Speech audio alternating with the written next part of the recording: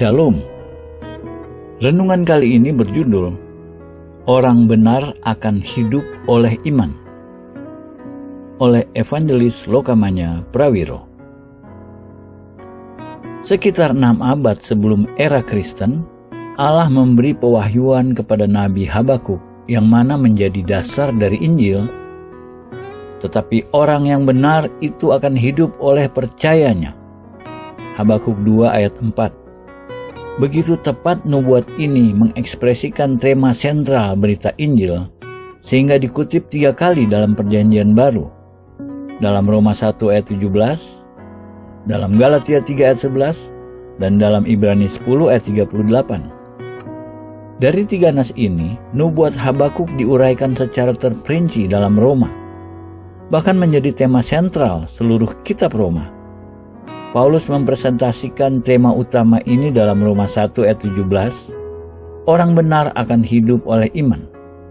Paulus menyatakan satu dasar syarat untuk mengalami kuasa Allah dalam keselamatan. Roma 1 ayat 18, sebab aku mempunyai keyakinan yang kokoh dalam Injil, karena Injil adalah kekuatan Allah yang menyelamatkan setiap orang yang percaya, pertama-tama orang Yahudi, tetapi juga orang Yunani. Keselamatan di sini disediakan bagi setiap orang yang percaya, pertama orang Yahudi dan juga orang Yunani. Tidak ada pengecualian. Perbedaan latar belakang agama atau etnis tidak relevan. Dalam keselamatan yang ditawarkan Allah kepada umat manusia, semua termasuk. Ia telah meletakkan satu syarat sederhana yang tidak pernah berubah, adalah iman. Paulus melanjutkan penjelasannya bagaimana kebenaran dari keselamatan ini bisa diketahui. Sebab di dalamnya, Injil, nyata kebenaran Allah yang bertolak dari iman dan memimpin kepada iman. Seperti ada tertulis, orang benar akan hidup oleh iman. Roma 1 ayat 17. Kata iman disebut 3 kali dalam ayat ini. Pewahyuan Allah bertolak dari iman dan memimpin kepada iman. Berawal dari iman Allah, iman yang melalui firman-Nya mengerjakan maksud yang sudah ditentukan terlebih dahulu. Disebarkan melalui iman orang yang menyampaikan berita. Diterima dengan iman oleh orang yang menerima berita. Dan kabar itu sendiri adalah orang benar akan hidup oleh iman. Dari awal hingga akhir, temanya adalah iman. Kitab suci mengungkapkan bahwa ada hidup lain, kebenaran hidup yang sumbernya dari Allah. Siapa saja bisa menerima hidup itu melalui iman dalam Yesus Kristus. Dinyatakan dengan sederhana, orang benar akan hidup oleh iman. Jelas untuk hidup dalam konteks ini, berarti lebih dari memiliki hidup normal kehidupan fisik. Namun kitab suci mengungkapkan ada kehidupan lain, hidup dalam kebenaran yang sumbernya dari Allah. Satu-satunya jalan yang siapa saja bisa menerima hidup dengan memiliki iman dalam Yesus Kristus. Rasul Yohanes terus-menerus membahas kehidupan kekal ilahi ini dalam kitab Injilnya. Pada pembukaan Yohanes 1 ayat 4, ia mengatakan mengenai Yesus, dalam Dia ada hidup. Dalam Yohanes 3 ayat 36, ia mencatat kesaksian Yohanes Pembaptis mengenai Yesus. Barang siapa percaya kepada Anak, ia beroleh hidup yang kekal. Dalam Yohanes 6 ayat 47, Yesus berkata, sesungguhnya barang siapa percaya, ia mempunyai hidup yang kekal. Lagi, dalam Yohanes 10 ayat 10, aku datang supaya mereka mempunyai hidup dan mempunyainya dalam segala kelimpahan. Domba-dombaku mendengar suaraku, dan mereka mengikut aku, dan aku memberikan hidup yang kekal kepada mereka.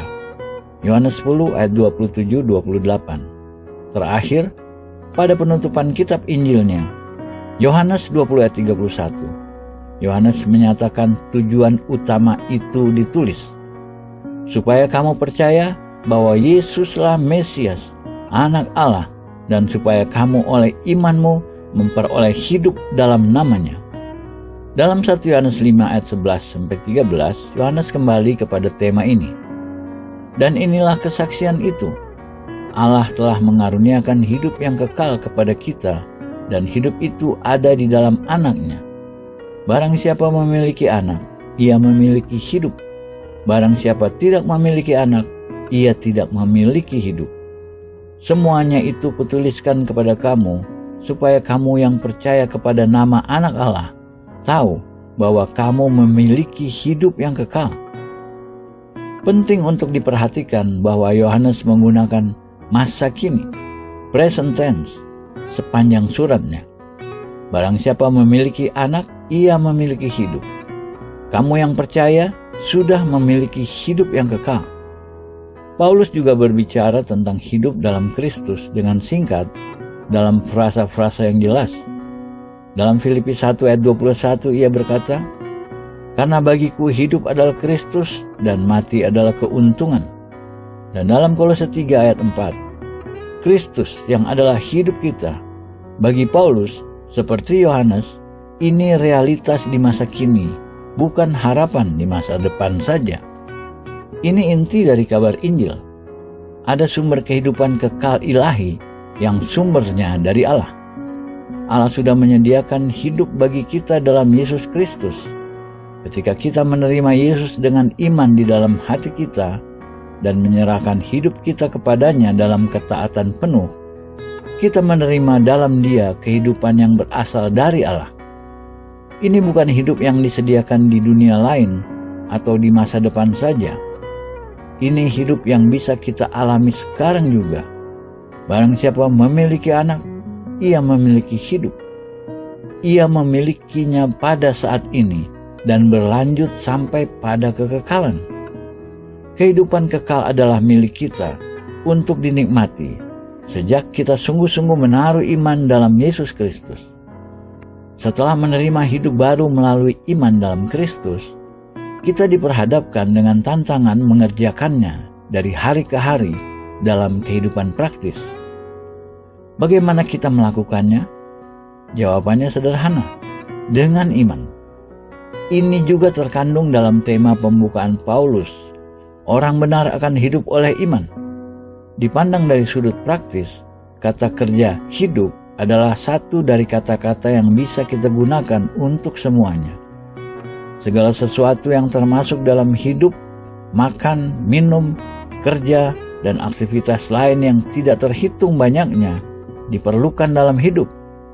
Melalui iman, setiap aktivitas umum ini bisa menjadi cara untuk mengekspresikan hidup dari Allah di dalam kita. Kita sering cenderung berasumsi bahwa kehidupan sehari-hari di dunia tidak memiliki tuntunan spiritual dan tidak memberi tempat untuk mengaplikasikan iman kita. Namun, sebenarnya kitab suci mengajarkan sebaliknya. Hanya setelah kita berhasil mengaplikasikan iman kita dalam hal-hal sederhana dalam hidup kita, Allah akan mempromosikan kita ke tanggung jawab spiritual yang lebih tinggi. Yesus sendiri meletakkan prinsip ini dalam Lukas 16 ayat 10-11. Barang siapa setia dalam perkara-perkara kecil, ia setia juga dalam perkara-perkara besar. Dan barang siapa tidak benar dalam perkara-perkara kecil, ia tidak benar juga dalam perkara-perkara besar. Jadi, jikalau kamu tidak setia dalam hal mamon yang tidak jujur, siapakah yang akan mempercayakan kepadamu harta yang sesungguhnya? Hanya setelah kita sudah mempraktikkan iman kita dalam hal-hal yang sangat kecil dan dalam bidang mamon atau uang, baru Allah akan mempercayakan kita pada tanggung jawab yang lebih besar dan kekayaan spiritual yang benar. Ada dua sisi dari hubungan kita dengan Allah. Kitab suci secara seimbang menaruh empati kepada keduanya. Pada bagian yang positif, Allah menyediakan kasih karunia berkelimpahan kepada kita berdasarkan iman. Namun, pada bagian yang negatif, Allah menolak dasar apapun lainnya yang mana kita dapat menghampiri Allah. Tidak ada yang dinyatakan lebih tegas daripada Ibrani 11 ayat 6. Tetapi tanpa iman, tidak mungkin orang berkenan kepada Allah.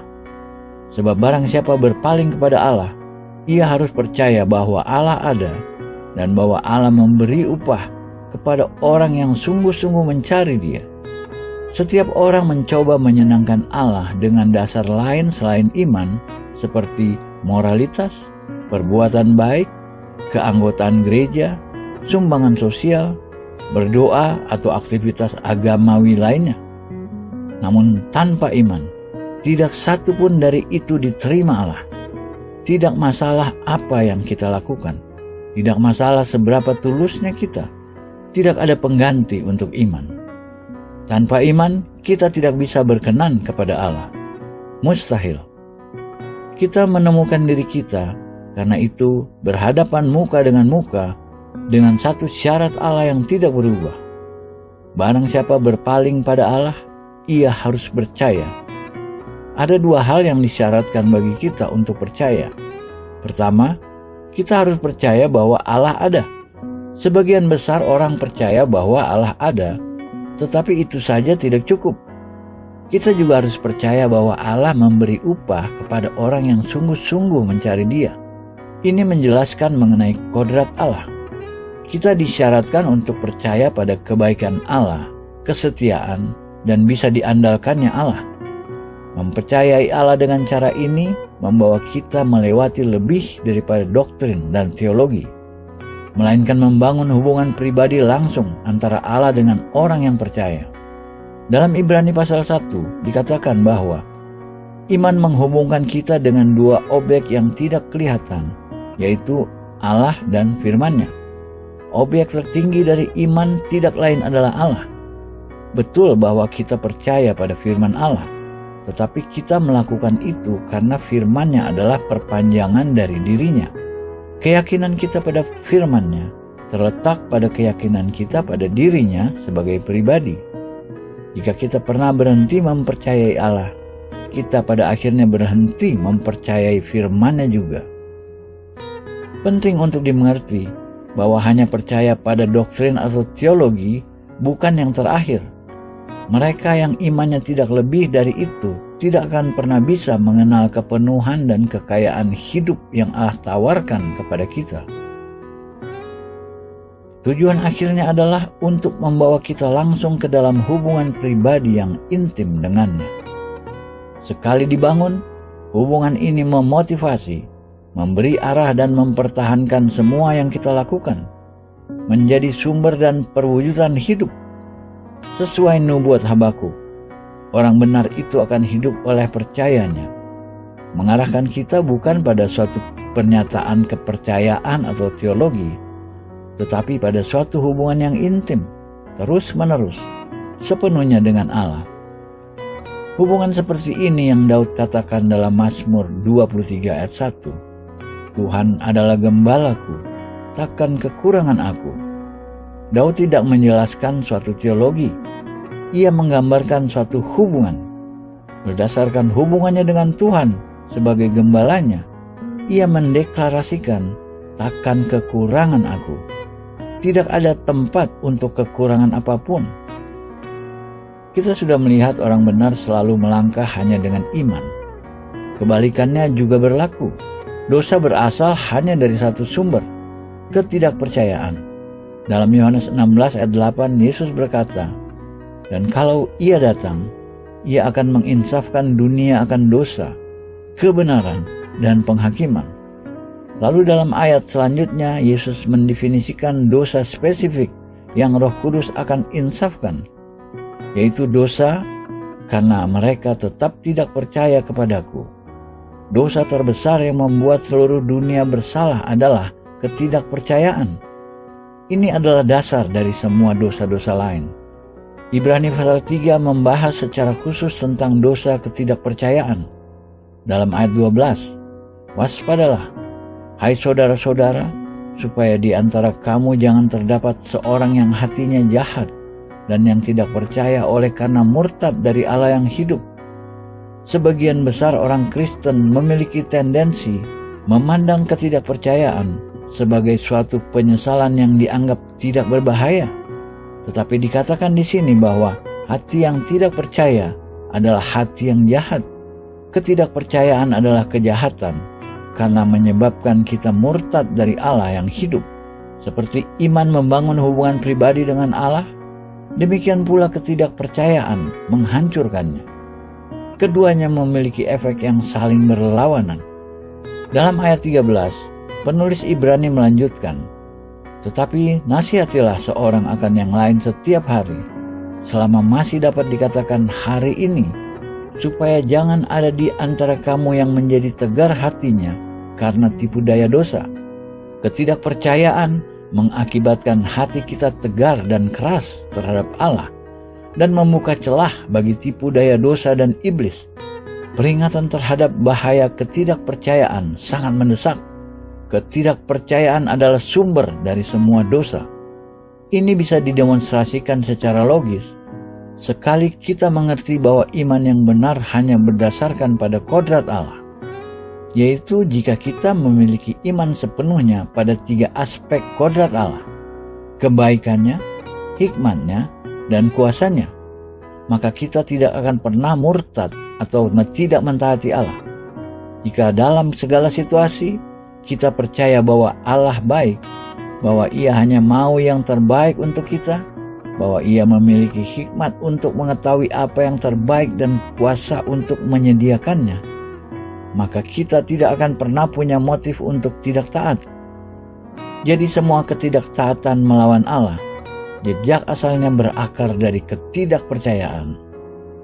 Pada akhirnya, hanya ada 2 sikap di hadapan Allah: iman yang mempersatukan kita dengannya, atau ketidakpercayaan yang memisahkan kita darinya. Keduanya saling meniadakan. Penulis Ibrani sekali lagi mengutip nubuat Habakuk dan mengkonfrontasi kita dengan 2 alternatif. Ibrani 10 ayat 38-39. "Tetapi orangku yang benar akan hidup oleh iman, dan apabila ia mengundurkan diri, maka aku tidak berkenan kepadanya. Tetapi kita bukanlah orang-orang yang mengundurkan diri dan binasa, tetapi orang-orang yang percaya dan yang beroleh hidup. Sekali kita sudah membuat komitmen untuk hidup berdasarkan iman, kita tidak bisa mengundurkan diri lagi darinya. Untuk kembali kepada ketidakpercayaan hanya mengarahkan kita ke dalam kegelapan dan kehancuran. Untuk melangkah maju, kita harus melanjutkan seperti kita mulai, dalam iman." Amin.